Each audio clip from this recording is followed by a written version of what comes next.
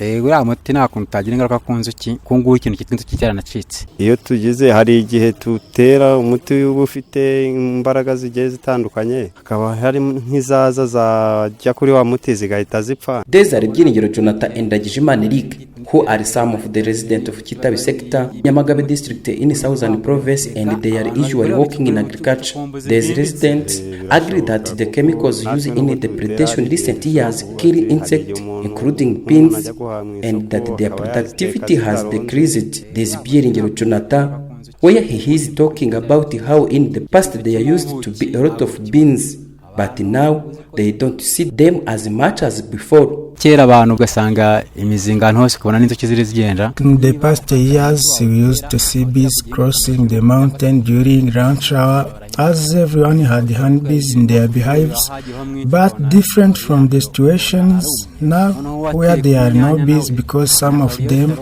have been searching for honey for years and found that they didn't come home because of pesticides used by the farmers, kill bees and the other insects including birds. So the production of honey is low, and these issues it also affects the environment.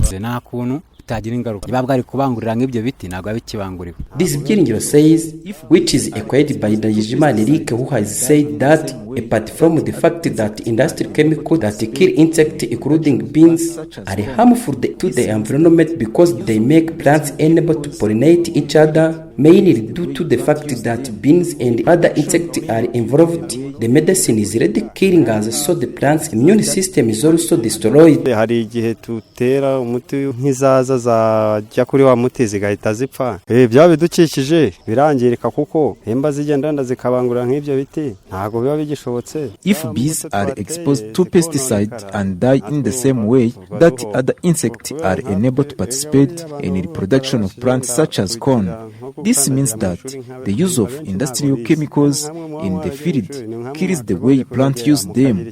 The production mainly due to the way the insects we are in are bees that take honey to another female plant.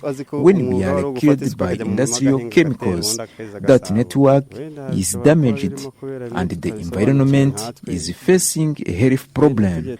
This, and I would like to add that lastly, what the teacher taught us to encourage us to use fertilizer in the field with Kinyarwanda medicine. I understand that in order to protect the environment, which is very important to us in our life, we should try to increase the agriculture production by using the method of fertilization, by using fertilization and pest control using traditional chemicals that restore the ecosystem. Ahubwo cyeka habonetse na nk'ubundi buryo umuntu yabasha kuba yawukoreshamo. Dr. William Polinel, an environmental expert who conducts research and advises on sustainable environmental management based on the statement of the pupil of Kitabi sector in Nyamagabe district. He is now based at the University of Rwanda and also testified that the use of industrial chemicals over the years is damaging the environment, especially the ecosystem.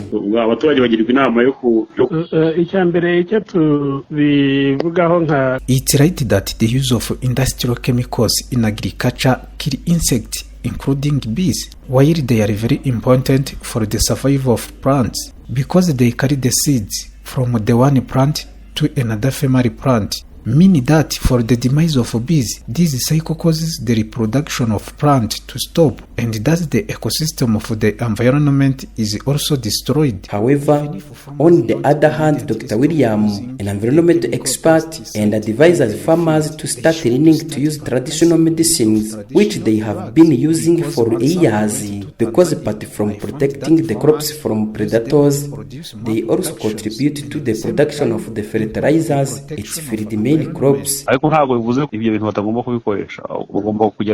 Even if farmers don't immediately stop using the chemical pesticide in their field, they should start practicing the use of traditional drugs, because once I went to Tanzania, I found that farmers use them to produce more productions and at the same time improve the protection of environment, and farmers also start to care about the use of traditional fertilizers rather than industrial fertilizers. For in addition, those industrial chemicals that kill insects. There is the effect by the use of industrial fertilizers so that destroyed insects living in the soil and the water, such as fish, are also exterminated. Any such conduct is the first part of the world, such as the United States of America, Europe, Asia and Africa, such as South Africa. Dr. William Apollinaire, an expert in an environmentalist who conduct research and advise on sustainable environmental management, says that which shows that the use of industrial pesticides is harmful to the environment, especially by making the reproductivity canal of the plants ineffective, mainly from some of the insects that are killed. Those chemicals are planted in the air. On how the farmers are advised to learn to use chemical from plants which are the one they use to fight against pests, because the use does not have a negative impact of the environment. Aimable UWIZEYIMANA, Radio Uka in Southern Province.